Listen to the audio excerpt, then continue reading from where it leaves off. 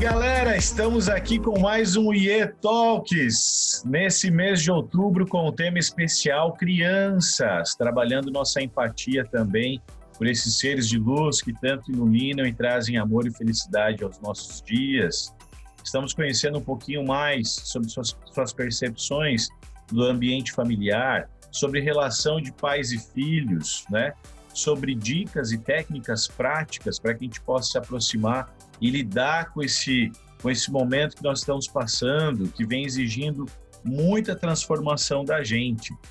E falando em transformação, gente, os convidados de hoje, desse E-Talk, está muito especial porque são convidados, um casal que passou por um processo de inteligência emocional e que obteve muita transformação, que conseguiu ressignificar muita coisa nas suas vidas, nas suas profissões, mas principalmente nos seus lares.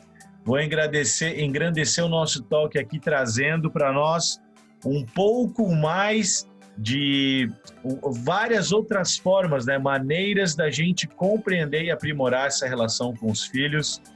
Vem cá, Lorena, vem cá, seu Vinícius, Lorena Lacava e Vinícius Faria, sejam bem-vindos, meus queridos.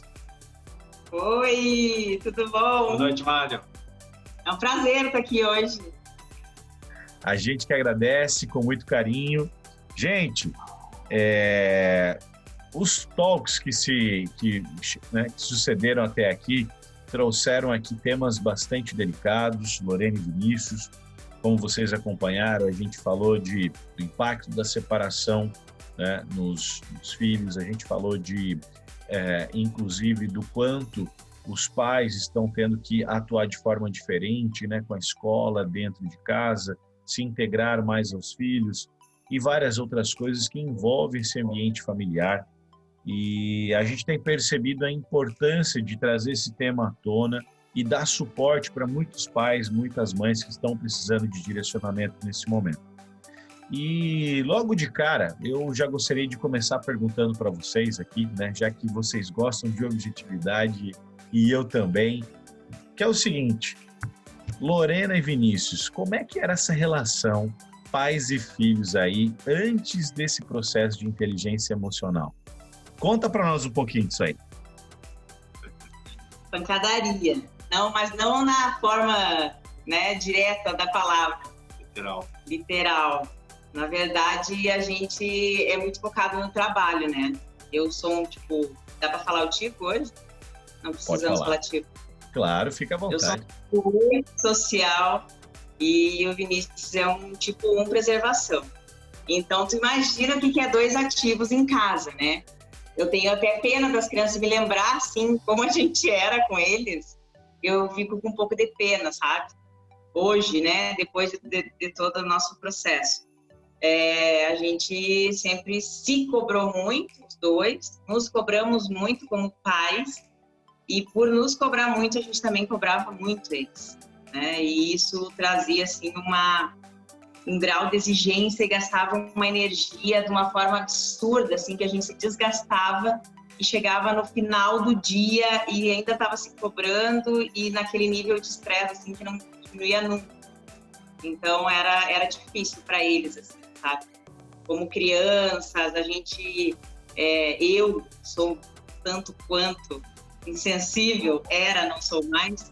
Então, eu tinha coisas que eu achava que era bobagem, não queria que eles fizessem, queria passar alguns processos que são normais das crianças e que, para mim, aquilo não era relevante. Então, acabava que a gente dava uma suprimida, assim, nos guris. Nós temos 2 filhos, né? O Rômulo tem 10 e o João Francisco tem 6. Então, a gente entrou no Enneagrama... O João tinha quantos anos?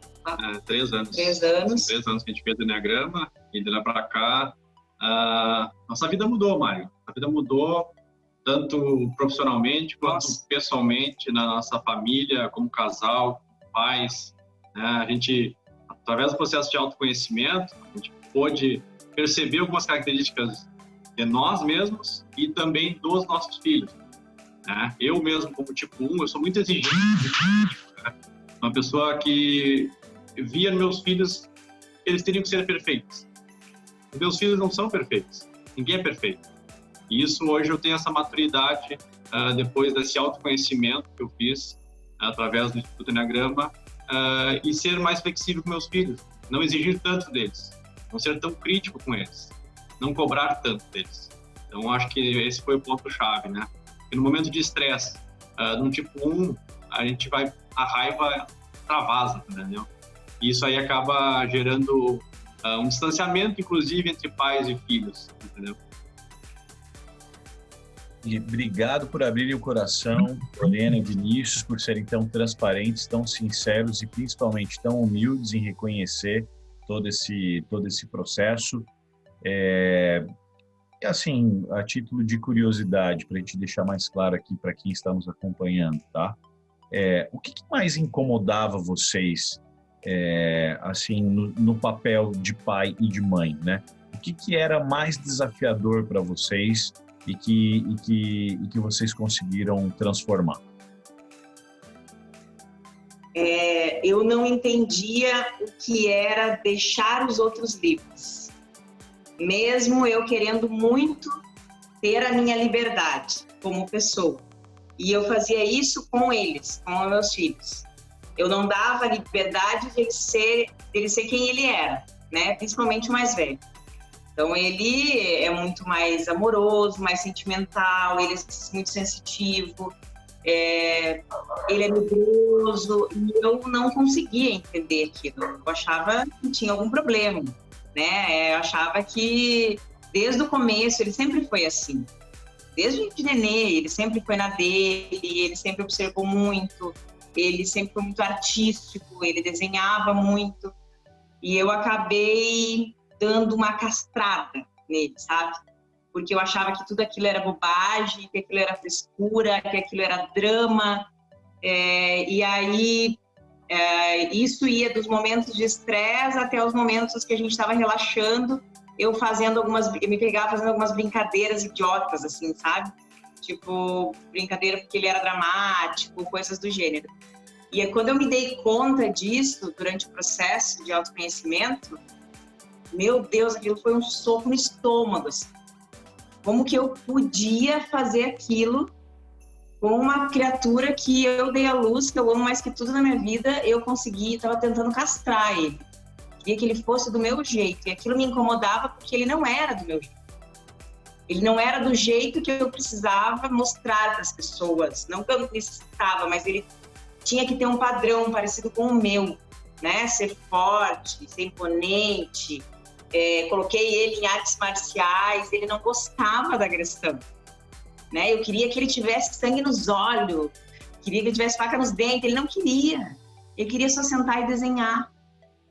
E aí eu ficava louca, eu não entendia aquilo, eu achava que ele tinha autismo, eu achava que ele tinha déficit de atenção, eu levei na psicopedagoga, eu levei na psiquiatra, eu queria que alguém me dissesse alguma coisa que eu estava certa.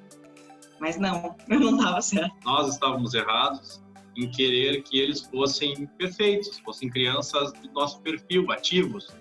E eles não são. E eles são duas crianças totalmente diferentes também.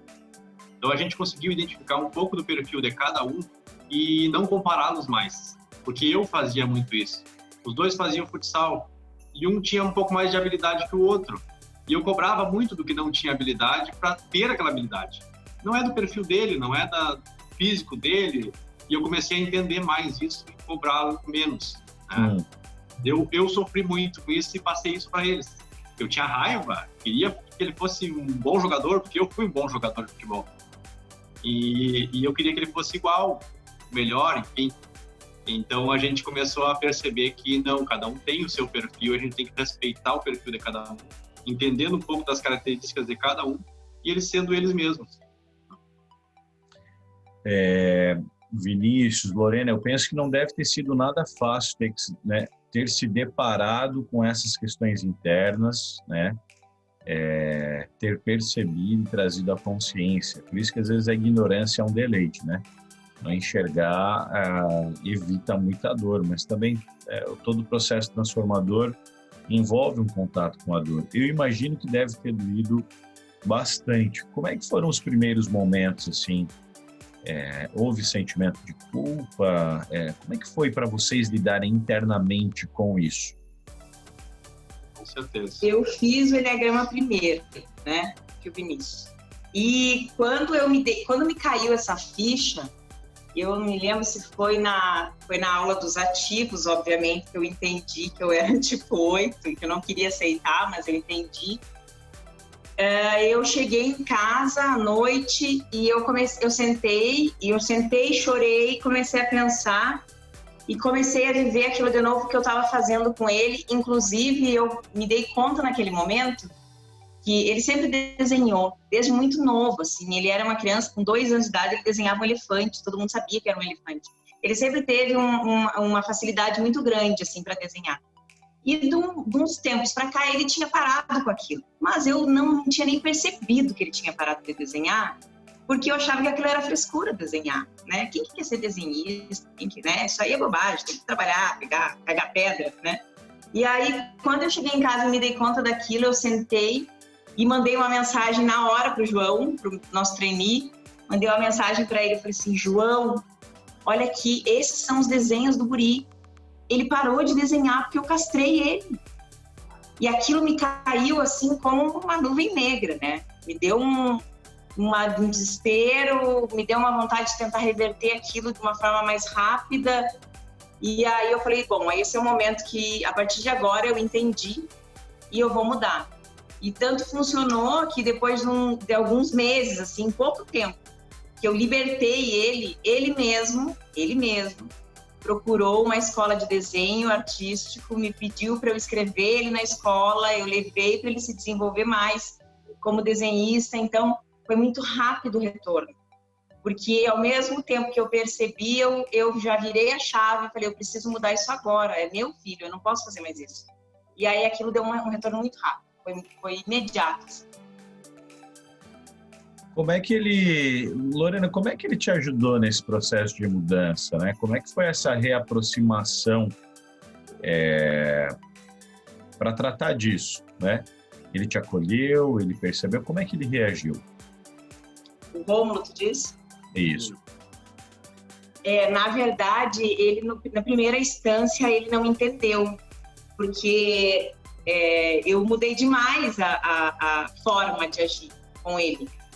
Então, ele meio que se perdeu, assim, tipo, o que essa louca tá fazendo, né? Do dia pra noite, ela resolveu mudar agora, tá? Ela quer que eu desenhe, eu não tô entendendo. E aí, eu comecei pelas beiradas, assim, eu comecei a me aproximar mais, a escutar, que eu tinha um certo problema em escutar as pessoas. Então, eu comecei a deixar ele falar mais, comecei a estimular ele a dizer o que ele queria e fazer o que ele queria. Então, a partir daí, ele se sentiu mais à vontade. E o Rômulo tem uma coisa muito bonita, assim, que ele é muito sensitivo, ele é muito amoroso, e se tu dá uma brechinha, ele enche de luz, assim, sabe? Ele é uma criança fantástica. Então, não precisei fazer muito, sabe? Eu só deixei ele e ele foi. O que você mais aprendeu com ele nesse processo, Lorena? A sensibilidade. Muito emocional, né, Maria? É uma criança muito amorosa, carinhosa, né? Então a gente aprendeu a dar mais valor, mais importância para esses momentos juntos com eles. Que a gente vivia na correria, a gente vive numa correria diária, sabe? Então eu cheguei agora há pouco em casa, aqui, tomei um banho correndo para a gente tentar fazer, mas a gente não dava tanta atenção para eles. Eles precisam um pouco de atenção. Né? E não é nem o tempo, a quantidade. A qualidade do tempo para eles, com eles. Né? Escutá-los. Desenhar, brincar, saber sobre a escola, conversar, escutar eles, o que eles gostam de fazer, o que eles querem fazer. Valorizar as coisas que eles fazem, o que ele diz, né? Ele escreveu um livro, aí ontem ele estava me contando que ele vai escrever o segundo livro e já vai deixar pronta a entrada do terceiro livro. Então, tipo, a gente parar e escutar essas coisas. Para ele é muito importante isso aí, né? Teve uma sessão de autógrafos do primeiro livro, lá no shopping, todo mundo foi, tirando fotos, né? E isso aí é muito importante para ele, a gente não pode podar a criança nesse sentido, né? Se é o que ele gosta, mas o que ele ama de fazer. É difícil, sabe? A gente se pega, às vezes, na correria do dia a dia, teu perfil, assim, vem de uma forma que tu não te dá conta que tá fazendo algumas coisas de novo. Então, é uma briga constante com isso, sabe? Tentar controlar o que a gente chama de mau vício, né? Por exemplo, teve um dia que eu pedi para ele fechar a janela e a gente saiu. E aí fechamos tudo e saímos. Quando nós voltamos, a janela estava aberta. Só que eu tinha esquecido a chave de casa. E a gente não conseguia entrar, entramos só no portão. E aí eu falei assim, tu viu, eu mandei te fechar a janela, não sei o quê, já tava dando esporro nele. Aí ele falou assim, pois é, mãe, mas se eu não tivesse deixado a janela aberta, nós não ia poder entrar em casa. E aí eu falei, pois é, meu filho, isso é verdade, é uma outra forma de ver as coisas. Então, é uma aula pra gente. Cara, ele dá uma aula assim todos os dias. Até teve um dia que nós estávamos, depois que ele já tinha feito o Enneagrama, nós estávamos conversando numa viagem e ele falou assim, eu quero ser staff, mas eu me sinto um pouco, às vezes, com vergonha de falar na frente e tal, porque ele tem uma certa timidez. Eu falei assim, amor, acho que tu tem que... Isso é uma forma de sair da zona de conforto. E aí ele, no mesmo momento, no banco de trás, falou, sabe, mãe, o que é? Eu vou te contar uma história. Vou contar uma história para vocês. Tinha 2 homens que moravam numa caverna. E a caverna era tapada por uma pedra muito grande. Eles nunca saíram lá de dentro. Tinha um que olhava um fresco de luz e via algumas sombras passar e ficava com medo. O outro olhava e tinha muita vontade de sair lá fora. Aí um dia ele empurrou e saiu e viu que o mundo lá fora era lindo. Isso é sair da zona de conforto. Toma! A gente se olhou assim, ele tinha 8 anos, eu acho. A gente se olhou e eu falei, chupa. É esse tipo de criança que a gente está criando, entendeu? Se a gente não se preparar para esse tipo de espiritinho, né, esse tipo de criança, como que a gente vai fazer ele expressar o potencial máximo que ele tem? Como a gente vai fazer ele conseguir realizar o papel que ele veio fazer no mundo, né? Então, a gente tem que se preparar para isso. A gente não estava preparado, não estamos ainda. A gente está se preparando todo dia. Às vezes a gente se pega fazendo algumas coisas. Meu Deus, estamos fazendo de novo. A tarefa de ser pais, Mário, eu acho que é uma das tarefas mais difíceis que a gente tem no nosso dia a dia. É a mais difícil, né? Porque não tem receita. Não tem receita de bolo. As crianças são diferentes, os pais são diferentes. Cada um tem que ser o que é, né? E a gente tem que respeitar ao máximo a personalidade do outro, tentar entender, ter empatia, que é tão difícil de trabalhar, assim, mas a gente está tentando fazer isso de uma forma mais tranquila, né? Que antigamente a gente não tinha essa percepção, né? Que era tão importante. E olhando por um aspecto cultural, assim, né, da nossa geração, o que é que você acha que a nossa geração trouxe, né, de gerações anteriores e que precisam ser transformadas, né? Por que eu pergunto isso para vocês? Porque eu estou aqui internamente me questionando o seguinte: quais são as crenças, né, das quais eu preciso me libertar? Às vezes coisas que a gente aprendeu, né, dos nossos antepassados e que eu preciso me libertar, desapegar, para que a gente possa dar conta de dar um suporte para seres de luz como esses que a gente tem, né? O que vocês pensam sobre isso? Eu acho que, assim, a gente vem conversando isso há alguns dias. Assim. Eu acho que os nossos pais, são de outra época, eles nos ensinaram a sobreviver. Nós aprendemos, a nossa geração teve que aprender a sobreviver. Então, todo o resto era meio que supérfluo. Então, a gente precisava crescer, estudar, construir uma carreira, ter uma família, sustentar essa família e ok. Ter segurança familiar e ponto. Não podia sair da caixa. A gente não foi criado para sair da caixa. A gente conversava, eu e a Lorena, essa semana, e chegamos a essa conclusão. A gente não tinha uma visão de mundo, né? A gente tinha que ficar doutrinado ao que a gente viveu naquele mundo da infância. Né?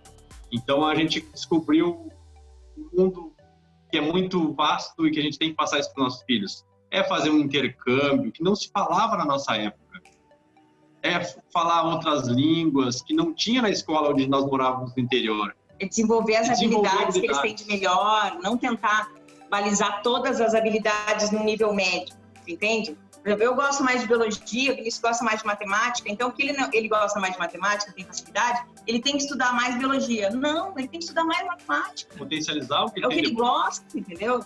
E aí, assim, e a gente vinha com aquela cabeça de que ele precisava tirar. Eu tinha uma loucura, assim, porque eu era muito cobrada em casa de ter que tirar no mínimo 8 em todas as matérias, eu não podia reprovar, não podia pegar exame, era uma cobrança absurda. E eu fazia isso com ele, exatamente o que minha mãe fazia, meu pai fazia comigo, eu fazia com ele. E aí eu chegou agora, né, depois que a gente entendeu isso, gente, tudo bem, se ele odeia português, vamos tentar melhorar para que ele fale bem, escreva bem e tal. Mas olha quantas outras qualidades ele tem, quantas outras coisas a gente pode desenvolver, né? E eu, por exemplo, eu sou disléxica e eu tive esse diagnóstico quando eu entrei no mestrado. O psicólogo não entendia como eu estava no mestrado, como eu tinha feito uma universidade federal, como eu tinha me formado em veterinária e sendo disléxica. A minha mãe abstraiu essa minha dificuldade. Por um lado foi bom porque eu desenvolvi algumas técnicas para tentar superar isso, mas ao mesmo tempo ela tentou fugir do problema. Talvez eu tivesse um outro tipo de apoio. E hoje eu tento ver isso como uma coisa positiva, mas uma forma de tratar as dificuldades dos meus filhos diferentes. Não cobrando muito mais naquilo que eles têm dificuldade. Sim, tentando fazer eles se desenvolver, mas tentando potencializar o que eles têm de melhor. Essa acho que é a diferença da outra geração para nós. Claramente. Que fantástico, Lorena. Olha, que impressionante essa capacidade que vocês têm de já enxergar os benefícios de respeitar a diversidade, de respeitar as diferenças, já desde agora, para que impulsione, né? Permitam que seus filhos sejam o mais autêntico possível, né? Que a gente possa expressar a nossa autenticidade. Falando em autenticidade, falando em diversidade, aqui agora vai uma pergunta sobre vocês também, mais uma pergunta sobre vocês, né? Com esse processo todo, né, essa percepção, essa conexão, todo esse aprendizado com os filhos, enfim, né? No que é que vocês se permitiram ser mais autênticos para que essa mudança toda acontecesse? Pode responder. Mário, a autenticidade, acho que o mais verdadeiro que a gente pode ser a gente transforma a vida mais leve. Transformar uma coisa na persona que a gente não é, aqui fica muito tenso. A gente começa a tentar ser uma pessoa que tu não é.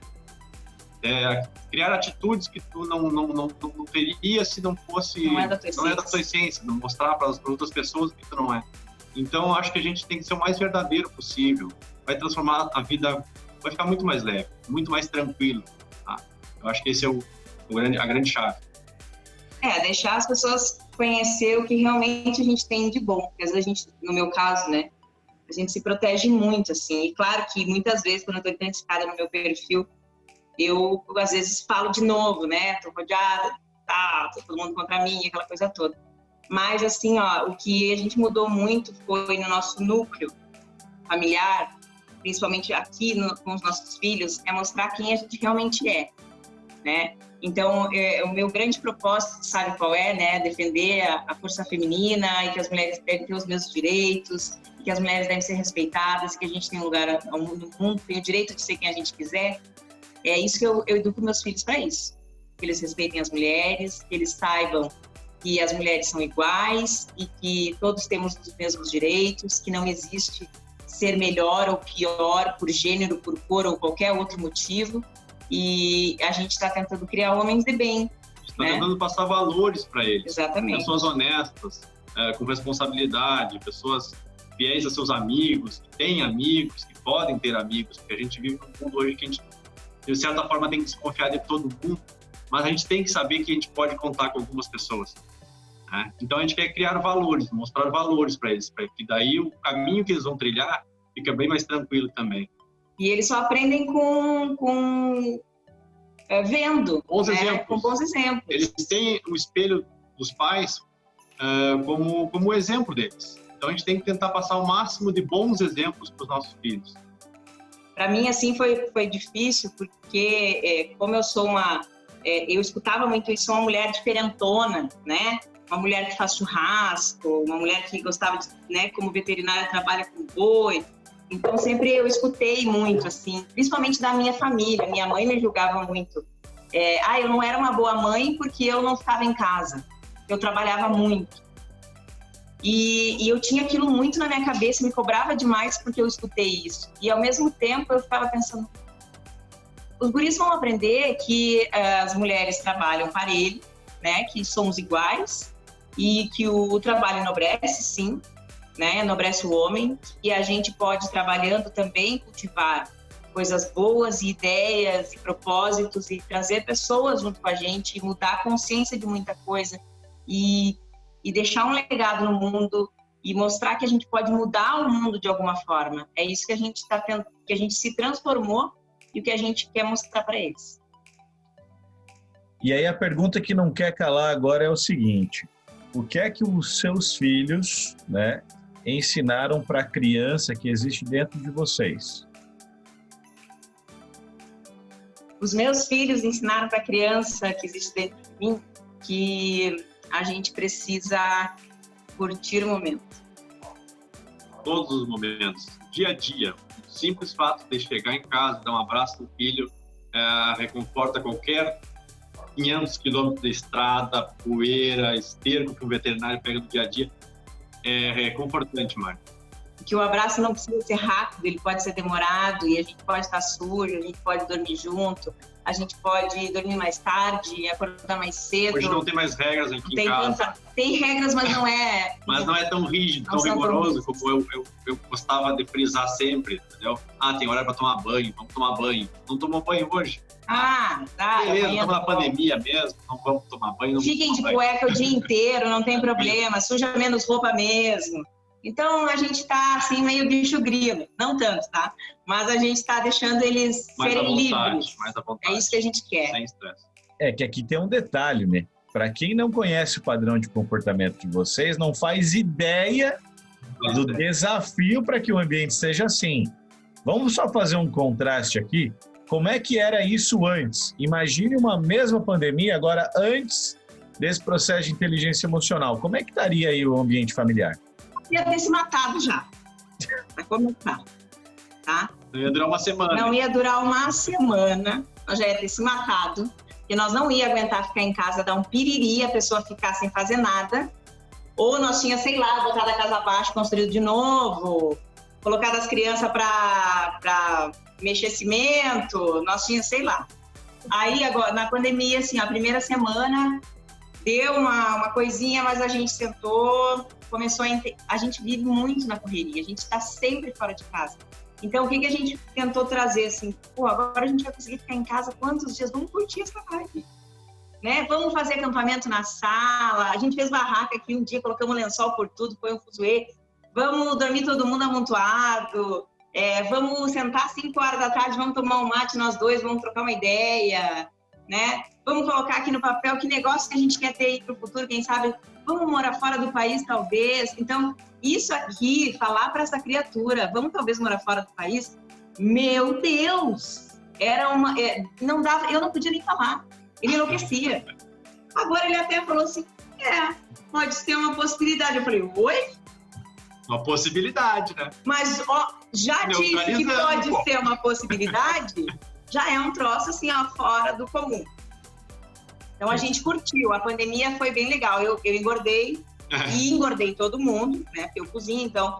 Eu fazia todos os dias, saía aqui, umas receitas uruguaias, umas tortas fritas, umas empanadas. Fazia o escambau aqui. Passava cozinhando de manhã, de tarde e de noite. Tudo bem. Vamos curtir a pandemia, vamos curtir a vibe. Agora a gente tá correndo atrás do prejuízo. Mas foi tranquilo. A escola dos guris que tá meio ainda... Porque a gente é muito rígido ainda, tá? E aí a gente se cobra demais. Ontem eu tava louca aqui, que tinha umas tarefas atrasadas, não sei o quê. Sabe de uma coisa? Esse ano vamos aprender a lavar a mão e usar máscara. O resto, o ano que vem, a gente vê, né? Vamos ver o que vai dar. Os guris são crianças inteligentes, não vão nos dar problema, né? O João tá na alfabetização e ele já em casa, tá lendo e escrevendo.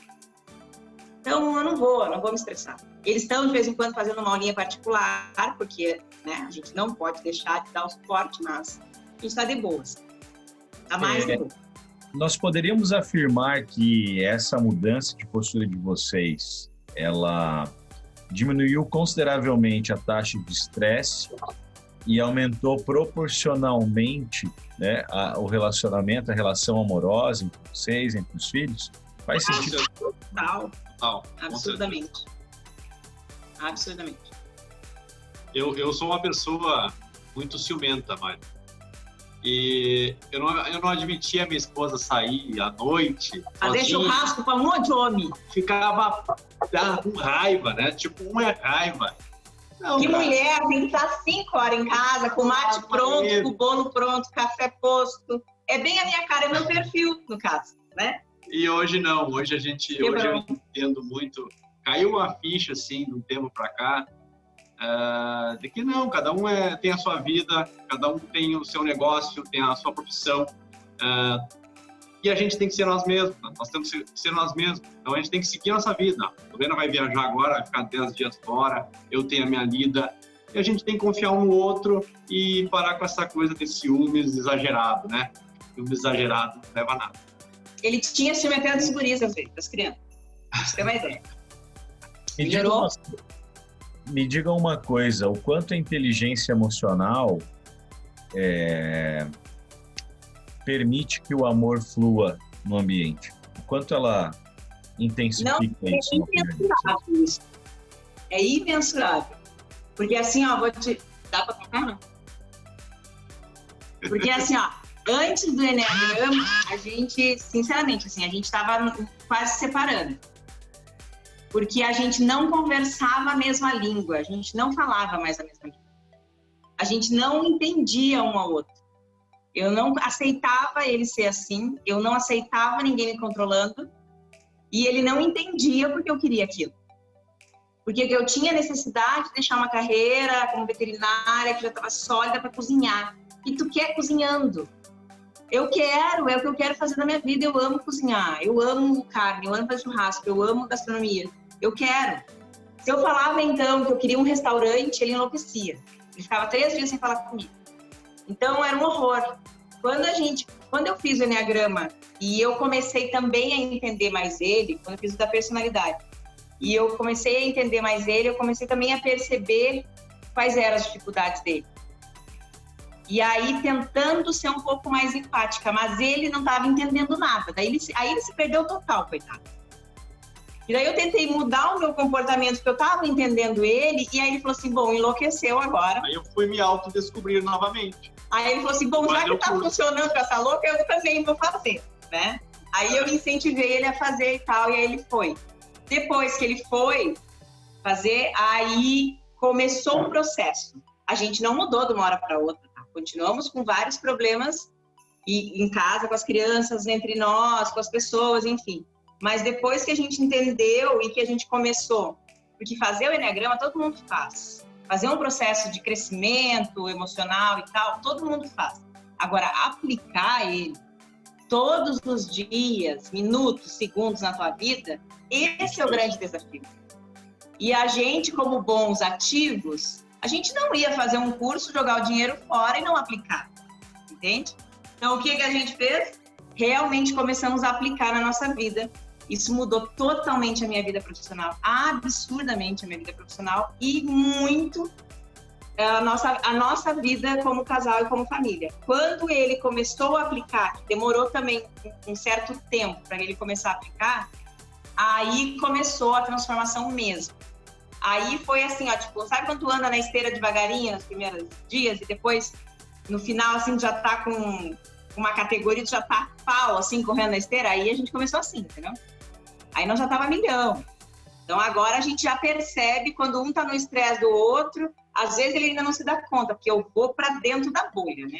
Eu não quero nem que me toque. Aí quando ele começou a ver assim, aí ele ainda, eu não tô entendendo, tu não tá vendo que eu tô no estresse? Tu fica assim no estresse, né? É verdade. Aí a gente começa a entender. No começo da pandemia foi assim. A primeira semana da pandemia a gente ficou em casa, a gente ficou 10 dias em casa, toda a família. Ninguém botou a cabeça para fora de casa. E a Lorena estava totalmente apática. Terceiro, quarto dia começou uma apatia. É comigo, né? Tomei as dores para mim. E daí a gente participou de um café enneagramado, inclusive com o João e tal. E eu no quarto e ele no outro. nós participando do Café na Gramado. Depois que terminou, ela falou dessa apatia dela, e aí me deu estado, pô, mas tu tá no estresse, claro, tu vai pra apatia e tal. E aí a gente começou a entender mais, de lá pra cá. Assim, ó, o processo de Enneagrama da personalidade, ele pra mim demorou um pouquinho pra cair a ficha. Eu fui cair a ficha depois que eu fiz o processual. Aí mas eu caí muitas fichas. Eu comecei a perceber muitas coisas depois. Tanto em mim quanto nas outras pessoas, o quanto o comportamento da Lorena, aí sim, aí foi um divisor de águas, Mário. Foi sensacional. A gente está aplicando direto isso, essa ferramenta para nós está sendo muito importante, tá? No nosso dia a dia, tanto como família, no profissional, tá sensacional, assim. Qual que é o maior legado que essa mudança que vocês tiveram a partir desse desenvolvimento de inteligência emocional, qual que é o legado, assim, que essa transformação está ajudando vocês a deixar hoje nessa vida? Cara, para mim, assim, o maior legado da transformação é poder curtir as coisas boas. Porque eu nunca soube curtir nem as vitórias, nem o sofrimento, nem as derrotas e nem as coisas simples, que é deitar numa rede e ver o sol passando no meio das folhas da árvore, assim. Eu nunca parei para curtir de verdade. Então, agora a gente está trazendo também as crianças para isso, para entender que o tempo, mesmo que a gente passe pouco tempo com eles, cara, esse tempo é massa, né? Ou esse tempo é de aprendizagem. Por exemplo, o João Francisco sabe cortar frutas como um chefe de cozinha. Ele sabe que ele tem que dobrar os dedinhos, como que ele tem que fazer, e ele quer ser chefe veterinário. Então, quando o teu filho diz que quer ser chefe de cozinha veterinário, o que tu quer? Isso quer dizer o quê? É um exemplo para ele. Cara, que a gente é um exemplo para ele. Então, o nosso trabalho está bem feito. Mesmo que nós não somos perfeitos, mesmo que a gente erre muitas vezes, mas, assim, a demonstração de amor e o entendimento da importância que eles têm na nossa vida, isso tem que ficar claro. O resto a gente vai construindo também junto, vai aprendendo, vai se desenvolvendo e eles também vão se desenvolver. Eu acho que a gente se permitir, né, Mário? Se permitir a olhar as pequenas coisas do dia a dia e valorizar muito aquilo. Se permitir ficar de bobeira e não ter que ter aquele rigor, ter que trabalhar. Fica de bobeira, curte tua família, curte teu momento. Eu acho que isso que fica pra gente. E se permitir errar como pais também, sabe? Porque a gente era tão focado, assim, tem que ser perfeito. Era muito rigoroso. Muito rigoroso e a gente tá errando muito mais sendo assim. Então, agora a gente se permite. Errei mesmo. Tudo bem também, ele vai se resolver lá com a terapia, depois, quando ele for grande, ele que vai pagar também. Entendeu? Tipo, a gente já tá relaxando, já brinca com o negócio, já não causa tanto estresse. Enfim, né? A gente tá lutando, tá na luta. Qual é o maior feedback que o filho de vocês, que os dois filhos, é o Rômulo e o João Francisco. E o João Francisco. Qual é o feedback que o Rômulo e o João Francisco têm dado para vocês diante de tamanha mudança? Cara, o João é fanfarrão, assim, é um cara que também é muito carinhoso, vem abraçar, chama de pai meu lindo, é tudo para mim, mamãe, te amo. E ele se desenvolveu muito mais, porque ele não era tão expressivo assim, né? E aí a pandemia também nos uniu mais, né, nessas questões, e a gente, por deixar eles mais livres, a gente deixa ele ser piadista, entendeu? A gente não corta as piadas dele. A gente senta e olha os desenhos do outro, entendeu? Que já tá livre para desenhar e ao mesmo tempo ele está entrando na adolescência, então ele tem uns momentos introspectivos. A gente fica, o que esse guri tá fazendo dentro do quarto? A gente para lembrar, eu também era assim, ele fica o dia inteiro vendo televisão, vendo filme. Mas a gente para lembrar na infância, eu também era assim, eu ficava brincando o dia inteiro sozinho lá no meu quarto, ou vendo filme, vendo um desenho. Por que não deixar o meu filho fazer isso também, né? É o momento dele, ele gosta disso. E aí o feedback deles é esse, tipo, é participar, é poder também dizer não quero. Então, olha só, uma coisa que eu dizia que não, nunca, só depois de 3 anos vai ter um celular. Tem um celular com WhatsApp, né, para criança. E aí, cara, no meio do dia ele me manda uma figurinha, cara. Coraçãozinho. Um coraçãozinho. Então, assim, ó, a gente deu a liberdade para ele também, e ele tá sabendo usar ela. Não que a gente não controle o que ele está fazendo no celular, com quem ele está conversando, né? Mas explica para ele por que serve o celular, né? Com quem que ele pode conversar, porque a gente hoje em dia fica preocupado com o que pode acontecer, né? Então a gente não é um pai e mãe que vai relaxar nesse sentido, né? Mas estamos dando um pouco mais de liberdade para ele também, né? Se conectar mais com os avós, com os primos, com os tios. Sabem dosar muito bem. Lorena e Vinícius, que coisa mais linda. Percebeu o quanto vocês, ao se libertarem das amarras do próprio ego, né, conseguiram também libertar a autenticidade, a expressividade que existe no Rômulo, no João Francisco, e o quanto a família se uniu ainda mais dentro desse ambiente que permite cada um ser do jeito que realmente é, né? Porque se tem alguma coisa errada no jeito que a gente tem que reclamar com o fabricante, não com a pessoa que é assim, né? E aí eu acho que Deus não vai resolver muita parada da noite pro dia, né? É o que é. De novo agora. Perfeitamente. Meus queridos, eu gostaria de pedir a vocês agora que vocês deixassem uma mensagem para os papais e para as mamães que nos acompanharam até aqui e que aprenderam tanto aí com esse exemplo de transformação que vocês tiveram. O que é que cada um de vocês poderia nos dizer? Eu acho que a gente tem que realmente fazer o que o coração da gente manda, mas eu acho que os pais têm que ouvir mais, tem que se perceber, tem que se admitir e tem que ver e ouvir mais os filhos. Eu acho que a gente tenta encher as crianças de informação.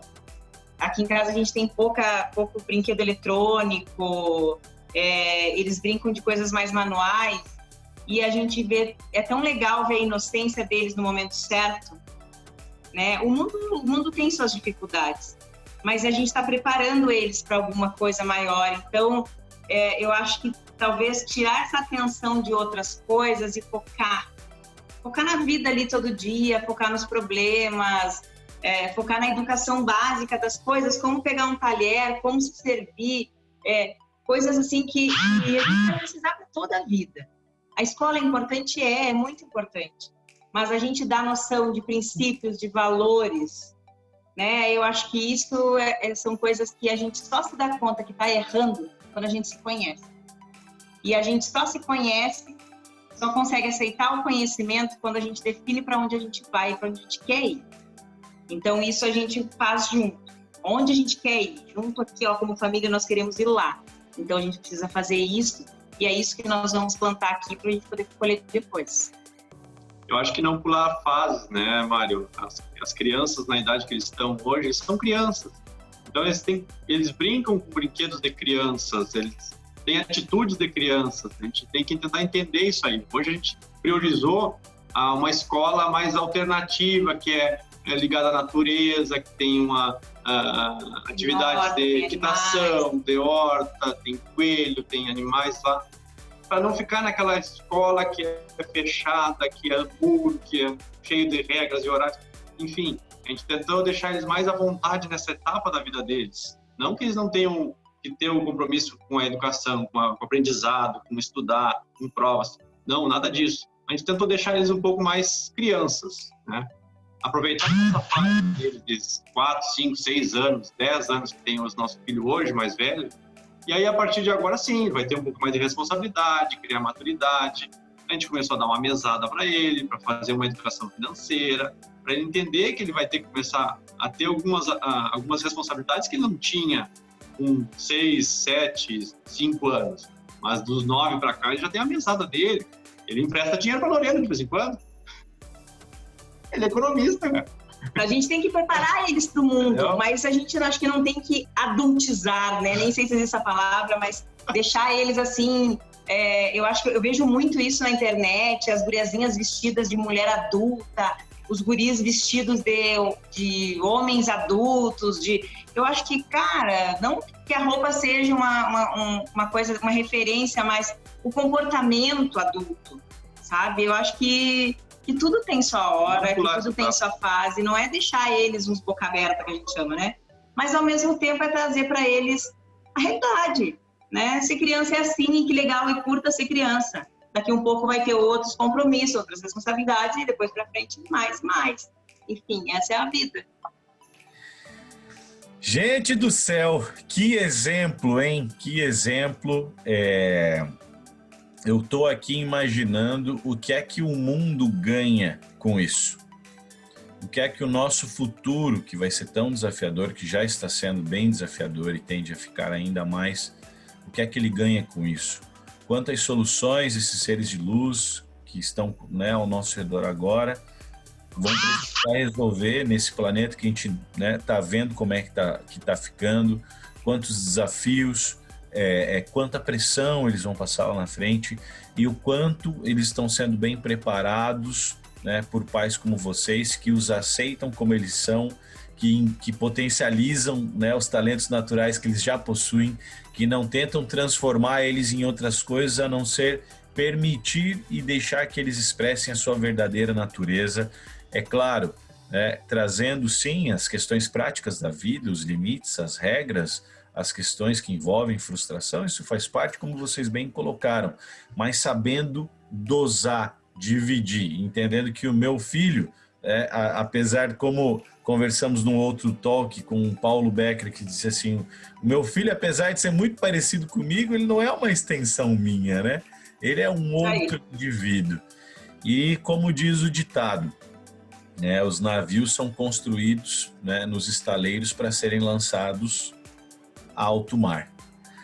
Lorena e Vinícius, muito obrigado por esse tempo, por essa disponibilidade, por esse carinho e por todo o aprendizado que vocês geraram para nós nessa noite.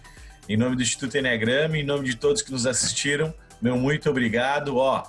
Beijo no coração. Gente, fechamos mais um IE-Talk, hein?